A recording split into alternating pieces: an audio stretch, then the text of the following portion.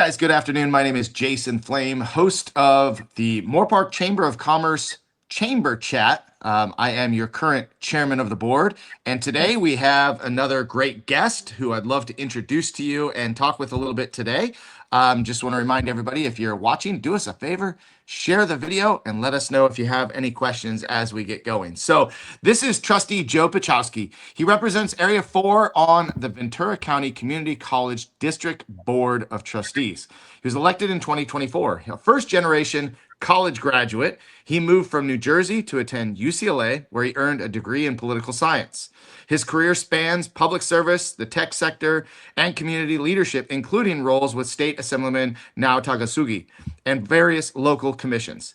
Joe also holds an MBA from Cal State University Channel Islands and has been managing editor of 2 UCLA sports blogs since 2014.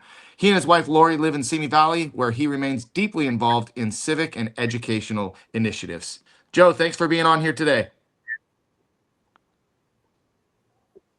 Can you hear me, Joe? Thanks for having me. There you go. Yeah, it's great to see you Can you hear me? on camera here today. I can hear you. Yes, I can. Hey, is there anything that I didn't mention in that opening introduction that you'd like to add? Just maybe tell everybody a little bit more about yourself. Well, you covered it pretty well. I mean, I've lived in Ventura County since 1996.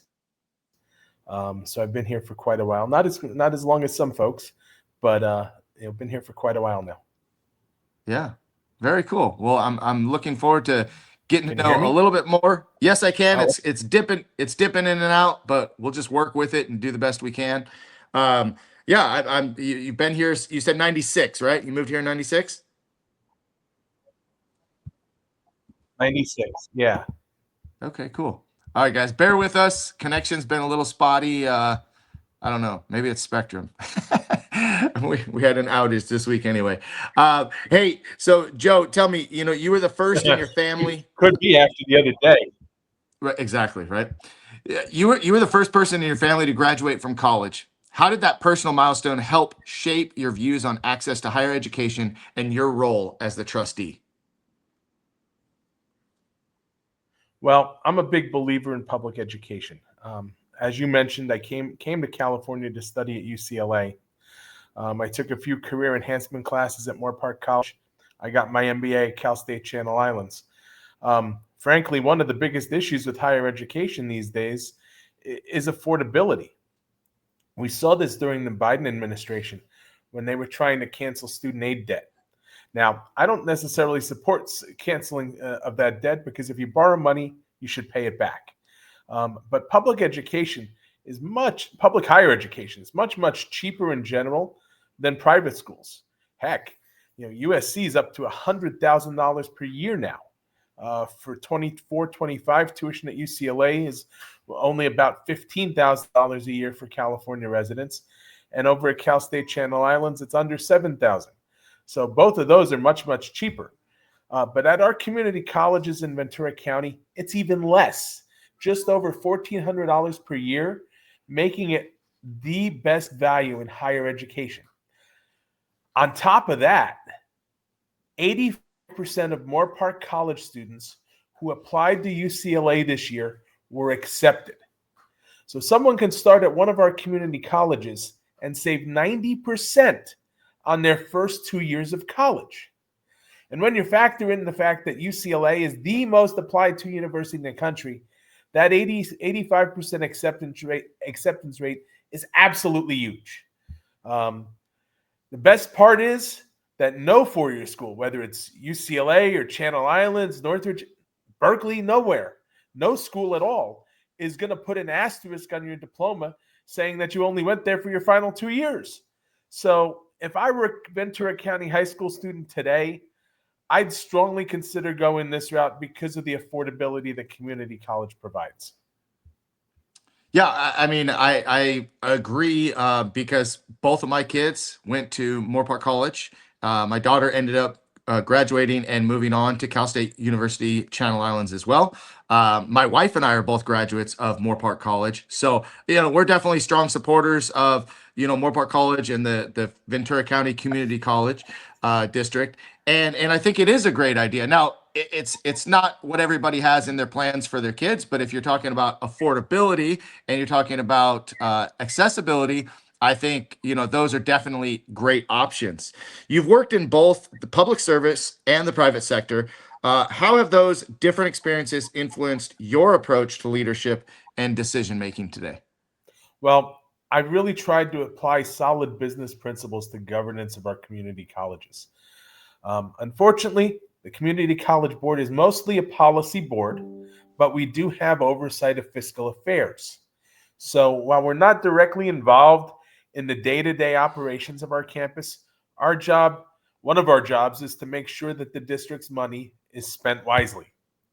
So really, the most important thing we can do is ask the right questions. Hopefully, in a way, by doing that, you can affect the way that administrators think about how they do operate.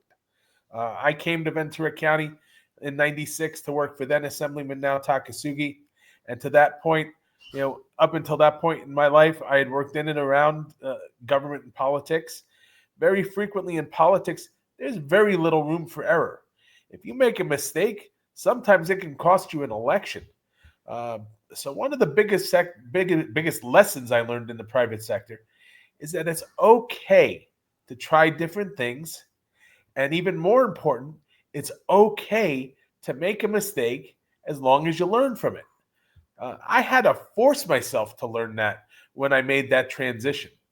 The key thing is that you have to have a way to measure the results of what happens when you try something new. Too often, government does things that just don't make sense. Earlier this year, for instance, the community college trustees were asked to approve the payment of a large sum of money so that Moorpark College could continue to have a billboard over on the 101 freeway in Agora Hills, promoting their 4-year baccalaureate degrees in biotech. Well, when we were discussing this, I asked a question about how Moorpark College was measuring the success of that billboard. Honestly, the answer I'm still not happy with the answer I was given because it didn't make a whole lot of sense. They turned around and said, "Well, we see that we're getting a lot of applications," but they couldn't point to any specific numbers of people who were visiting their website because they saw that billboard. Now, I don't have to tell chamber members that in business you measure everything. If you're not measuring everything, you should be. How can you know if you're winning if you're not keeping score? How can you measure something as simple as the success of a billboard or a series of billboards? You can use something like a tracking URL. Instead of listing the main website for Moorpark College, you create a unique URL, maybe moorparkcollege.edu/biotech degree. I don't know. Then when somebody goes to that page, it forwards them to the page you actually want them to land on. Now, your website stats will automatically tell you how many people hit that unique URL, that tracking URL, so that you can measure the success of your advertising campaign. Too often, all levels of government, including education, spend money with no means of tracking how well that money was spent in the first place. This is how you end up spending billions on homelessness without solving the problem, or how the military ends up paying huge sums of money for a $10 toilet seat. And so really it's been about trying to apply good common sense principles to how the district is spending our tax dollars. Well, two things that I love that you talked about is number one, measuring your stats. I think in any business, look at sports. How do you measure the success of an athlete or a team or a program? You got to keep good, solid numbers. And as my consultant always told me, when you're keeping track of the numbers don't lie, and you use the numbers to measure and goal set and hold accountability. Absolutely. The second thing you talked about was learning from mistakes and being willing to make mistakes. And too often, and I deal with kids ages 3 years old all the way up to adults that are setting goals in martial arts, and we talk about things in school, and sometimes people are even afraid to set a goal because they're afraid of the failure. And I hope that this is not a new concept, but failure is what helps us grow, and allowing that failure to happen in order to learn from it and to move to the next level. Now, that's not to say I'm going to go in and make silly decisions and just see what happens. But you can't be afraid to take a risk. I think every business owner out there, at one point or another, has taken a risk to start their business. Probably just to start the business. Right. And you learn, you go in with one business plan and find out that probably wasn't even close. So yeah, I love everything you're saying. Let's talk about, what inspired your return to education through Moorpark College's computer programming courses, and how did that experience shape your perspective on community colleges? Well, I've always been a pretty technical guy. My dad learned computer programming when he served in the Air Force in the late 60s, and he went on to work for the pharmaceutical company Hoffman LaRoche for 25 years. That kind of inspired me to teach myself how to program BASIC way back in 7th grade. So I've always been pretty technologically oriented. At the time I took those classes at Moorpark, I was working for a .com in Westlake, and I had a really good understanding of how our technology worked, but I also had a good understanding of what the non-IT part of the business needed. At the same time, I saw how much money the programmers were making, frankly, and taking the classes was an attempt to make the leap and actually become a programmer so I could make the big money. But it gave me a glimpse at the quality of education at Moorpark College. So ultimately, it affected my opinion that a quality education could be had by going to a community college, which is important because when I was in high school, I went to a college prep all-boys Catholic high school in North Jersey, and nobody ever suggested for most of us, starting at a community college. The focus was always on going to a four-year school, and community college was really seen more for the bad students, the ones that weren't very good students, more mediocre in the classroom. Our local community college was Bergen Community College in Paramus, New Jersey. It had a nickname. It was kind of derogatory. It was always joked as Harvard on the highway, implying that it wasn't a very high quality school. Well, more than 35 years later, community colleges still have that stigma about them, and it's one that I know I'm working to try to change that because I've seen the quality of education that can be had from our community colleges. I've lived in California almost every year of my 51 years of life, and one year in Oregon, but almost all of those years in the Ventura County. It's interesting that you say that you talk about that stigma about community colleges, because I actually never really thought that. Now keep in mind, nobody in my family went to college. Right. I was the first. And as a matter of fact, both my parents did not graduate high school, and still had my father had a successful career. But it's just interesting that you point that out. Why do you think that stigma is there? What do you think causes that thought? I'm not sure, but I think a lot of it has to do with a lot of it has to. I think a lot of it comes from the high school counselors.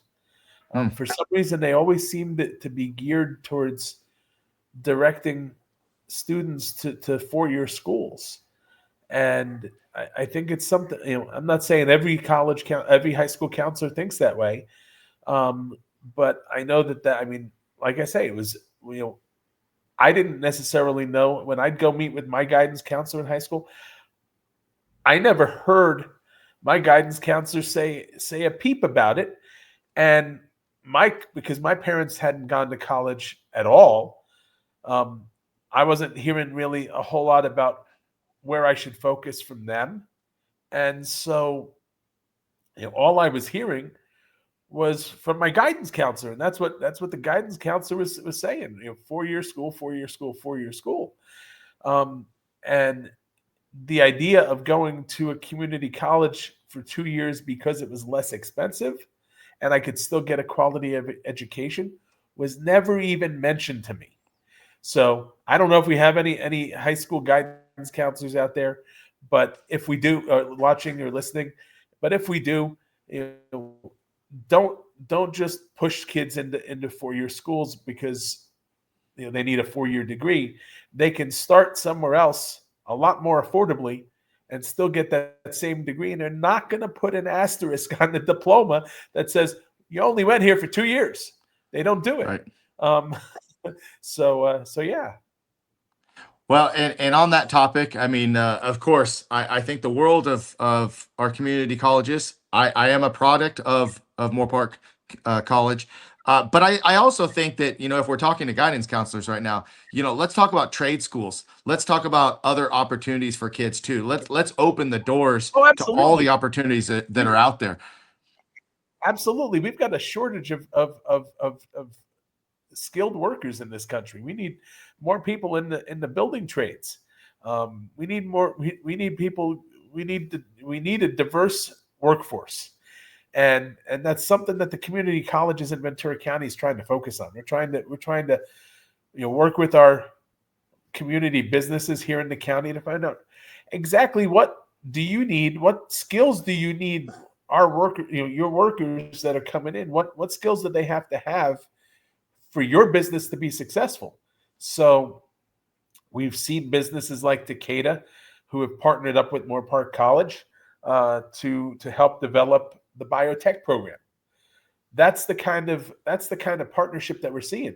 So, if there's wherever it is, we're looking to find the skills for tomorrow's workforce today. Love it. Love it. As someone who's led community councils and served on various commissions, what do you believe makes for truly effective local governance? Ultimately, the short answer is simple. It's listening to people. That might be listening to someone who has a problem and simply trying to fix the problem for them. It might come in the form of listening to other board or committee members in order to try to find a solution. Back before I worked for Assemblyman Takasugi, I saw him have a big impact on a UC Regents meeting when they were discussing affirmative action. There was this big Regents meeting in San Francisco where a lot of the state legislators actually came down from Sacramento to speak. Assembly Speaker Willie Brown even came down, and he was there too. He delivered a fiery speech that only he could give. But when Assemblyman Takasugi spoke, and he spoke after Willie Brown, which is a hard act to follow, he didn't get fiery. That wasn't his nature. He simply told the story of how his family got to go to the internment camp, or had to go to the internment camps during World War II. He wasn't bitter about it. In his own nature, he was very soft-spoken. But believe me, everyone stopped to listen. And so when I went to work for him, I was frequently told that if we had 80 people like him in Sacramento, we wouldn't need term limits. And you know what? I still believe that. His approach to things in our office with the staff was that he would give the staff the opportunity to present the various sides of something. And only after listening to all of us would he actually come to a decision on how to move forward. It was an interesting lesson. I'm sure he learned that in his experience, either maybe at the Wharton School of Business where he went to school, or possibly running his family business down in Oxnard. But it makes sense. That doesn't mean you necessarily have to abandon your political principles in the process, but it means that you can use your principles to find the best solution that you can. And that's what I've tried to do so far. Well, one of my favorite quotes is that, God gave us 2 ears and 1 mouth for a reason. And just that statement of taking the time to listen to all involved and making the decision for what is right for everyone involved. And listen, I don't care who you are and what decisions you make. Somebody's not going to like what you do. Somebody's going to love what you do. But I think at the end of the day, people will learn to respect the decisions that you make. They may not like it, but they will respect it if you are known as someone who listens to all sides. And Do you that's agree? why I do agree, and that's why I've said it at least a few, if not every board meeting we've had. And I'm always willing to sit down and talk with somebody. I'm willing to sit down and listen. We're not going to agree on everything. Nobody does. I could sit down you know with somebody who agrees with me 98% of the time, and they're still we could still end up talking about a subject that we may not agree on. That's what happens. But being able to have those conversations, being able to get your point across and explain why you think the way you do, at least gives them, the idea, hey, you know what? He sat down, he listened to me. I had a 3-hour long conversation about 3 weeks ago with the outgoing president of the Moore Park College Academic Senate. His perspective, very different from mine. But we sat down, we had a conversation. There were things we agreed with, there were things we didn't, but we had a fun conversation. We met over by Jimmy John's over there in Moore Park. Yeah, excellent. Well, again, listen more, talk less. You're also a longtime UCLA sports blogger. Yes. How do you balance that passion with your public service? And has anything from the sports world informed your leadership style?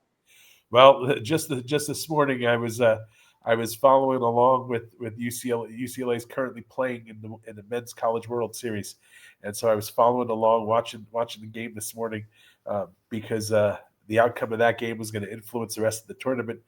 And lo and behold, it certainly did. UCLA is going to have to play again tonight. But anybody that's read my writings over the past 10 years, actually more than 10 years at this point, knows I haven't always been a big fan of how the UCLA athletic department was being run at any given time. It's forced me to always be thinking about how something can be done better. Except for one season when I was in first grade, I never played organized basketball. Growing up in New Jersey, I also didn't grow up with the knowledge of the history of UCLA basketball or Coach John Wooden. It's something I've had to acquire over time. Now, one of those key things that you learn over time like that is about, you learn about things like Coach Wooden's pyramid of success, along with his many, many quotes. And those quotes frequently influence my thinking. Quotes like failing. You mentioned this earlier. I think you were talking about failure. Well, failing to prepare is preparing to fail. And things usually work out best for those who make the best of how things turn out. Another one of my favorite lessons comes from Bruin legend Bill Walton, who played for Coach Wood.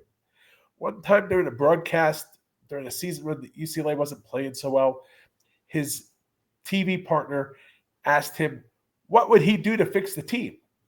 Would he fire the coach and hire somebody else? How would he get the team back on track? And then, very matter-of-factly, Bill Walton said, I'm not in charge. If I were, things would be different. Now, the fun part of that quote is he never actually said how they would be different, just that they would be different. And I think I kind of like that because it would have been easy for him to sit there and bloviate, as announcers frequently do, on what needs to be done. But he had the humility not to do that. And for me, that's a lesson to keep things in perspective and understand when you can make changes and when you can't. Admittedly, though, I think my favorite lesson comes from Coach Wooden's definition of success. For him, it wasn't all about winning. People always talk about, he won 10 titles at UCLA. Yeah, that was, at the time it was the best. It was the best ever. But for him, success is the peace of mind which comes from knowing that you have done the best that you were capable of becoming. So it wasn't winning. It's that you know that you did your best, that you couldn't have done any better. And I think I think it's about maintaining that perspective and understanding that, hey, you know what? I may have won, I may have lost, if I lose, what could I have done? Could I have done anything better? And as long if you can honestly sit there and say, nope, I couldn't have done anything better, then you became the best you were capable of becoming. And so at that point, you kind of go back to things working out best for the people who you know who you know make the best of how things turn out. So there's been a lot of things I've taken from the sports world that I've applied, not just to being a college trustee, but also being just a person. Well, and I get a little excited being a coach myself, and knowing the legacy of John Wooden. We could probably have a whole podcast and a whole discussion just on John Wooden and that pyramid of Absolutely success. Something that I love to use for our leadership training kids in our school as young as sixth grade. I mean, we start leadership training at sixth grade, and they work on this up through high school. And it's just amazing to see how their eyes open up when you start, using the quotes, but applying the principles. Just amazing. Do you have any memorable interactions with John Wooden? Did you ever have? The only memorable interaction is that I didn't have any interactions. I mean, by the time I went to UCLA, he had long retired. I was there. I started in '89, went into the mid '90s, and so he wasn't around all that much.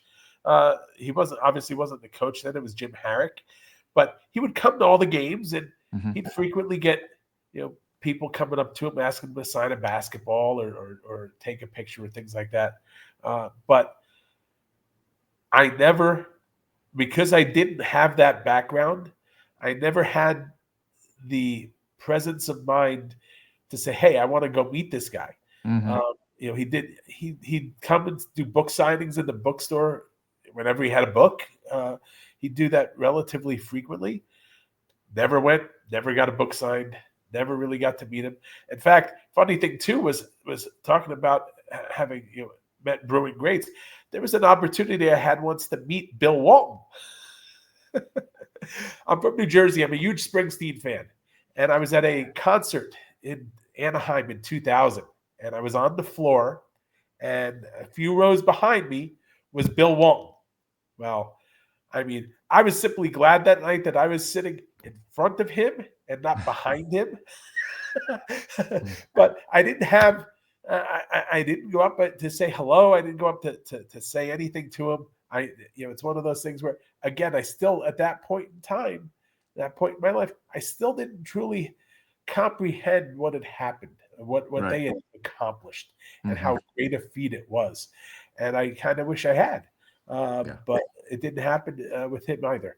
So, so it's one of those things where, if you have an opportunity to sometimes you just have to reach out and take it.